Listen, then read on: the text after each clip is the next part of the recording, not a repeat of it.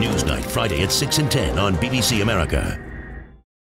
There's a war on for that White House over there. Both political parties say the other is trying to take it, not by winning the vote, but by stealing it. In fact, the Democrats say the Republicans have done it before. You know, a lot of Europeans wonder, why are Americans so crazy? They keep reelecting this guy. Well, the answer is, we don't. You know, they keep stealing these elections. And they stole it in 2000, they stole it in 2004, and they're all set up to steal it again. Now, the Republicans accuse the Democrats of voter fraud on a massive scale. Republicans charge that Democrats have registered as many as 5 million illegal aliens, fakes, felons, and fraudulent voters. So the question is, are the Democrats stuffing the rolls with millions of bogus voters, or are the Republicans blocking millions of genuine voters?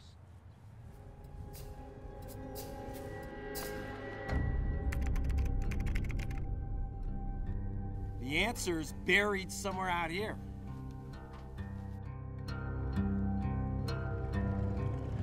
This is no country for old men, or young ones for that matter. It's an economic ghost town. This is the desert town of Las Vegas, the other one, Las Vegas, New Mexico, where they made the movie No Country for Old Men. For many people, work as extras on the film was the only work they had all year. Even the candidates for office are back on horseback to save gas. Odd thing, in elections earlier this year in New Mexico, 1 in 9 people who turned up at the polls found their names had simply vanished from the voter rolls. I wasn't on the list, and I had to do one of those provisional. Okay, Yeah. Let me tell you, those lists came from the Secretary of State's office. The local clerk did not have anything to do with that. What's going on here? We asked this man, County Elections Supervisor Pecos Paul Mays. So people are losing their vote? Yes, because they're not on the voter rolls, you know. Even the supervisor had his own surprise. I understand you had a problem. I had a problem during the caucus, yes. What happened? Your name was missing? It was, yes. It didn't say Pecos Paul on the voter roll? It didn't say Pecos Paul. You're the elections supervisor. I didn't have your name on the voter roll? The presidency could be decided right here. Republicans won New Mexico last time by barely 5,000 votes. Which voters have gone missing? A lot of poor folk on this street. Officially, they don't exist. In fact, this whole street doesn't exist. Low-income voters especially have been purged from voter rolls under new U.S. law. Republicans claim these purge laws are needed to prevent voter fraud. We caught up with one of the party's top anti-fraud crusaders at a Republican celebration. Lawyer Pat Rogers singled out Acorn, a Democratic Party-linked group. Are the Democrats using fraudulent means to stuff the voter rolls and steal the election? My experience in Albuquerque with the Acorn group is that they were involved in serious registration fraud. My experience in Albuquerque with the elections over the last few years have indicated that there have been isolated instances of voter fraud. It's true that several Acorn workers were convicted of making up fake names for the voter rolls because they were paid for each name they collected.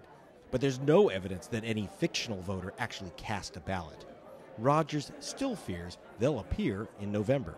If you're going to go to this effort and this expanse of having fraudulent people registered, why would you do that? People say that there is no fraud here. There is.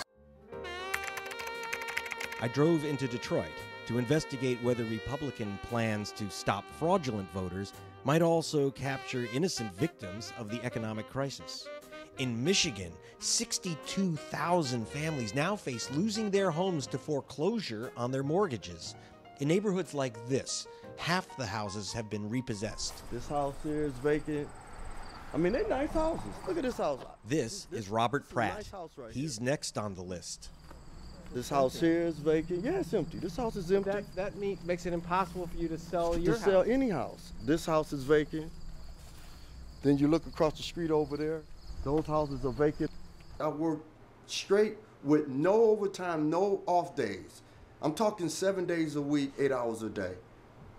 Yes. So you're trying to get these bills Yes, paid. yes. I want to build, I mean, look at our neighborhood. Our neighborhoods are starting to look like a battle zone. As the neighborhood spun down into poverty and violence, his son, just 12 years old, playing in the backyard, was shot dead by a stray bullet. This is my son. This is my son here. This is Robert. He's lost his son, his home, and now he could lose his vote.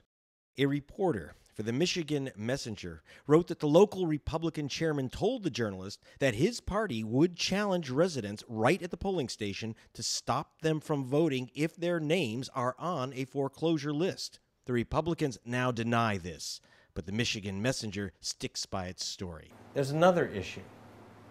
If you lose this house, there is an allegation that the Republican Party don't want us to vote.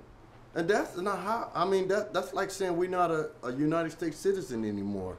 You know, we lose our house, we lose our right to vote. That's not right. That's not fair. This is the second time this family has faced foreclosure.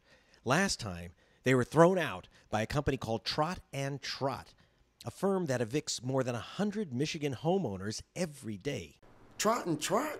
I mean, come on, that's a mortgage company that here in Michigan that then got a lot of peoples and put a lot of peoples out on the street. I mean, to a lot of homeowners, that's like an enemy.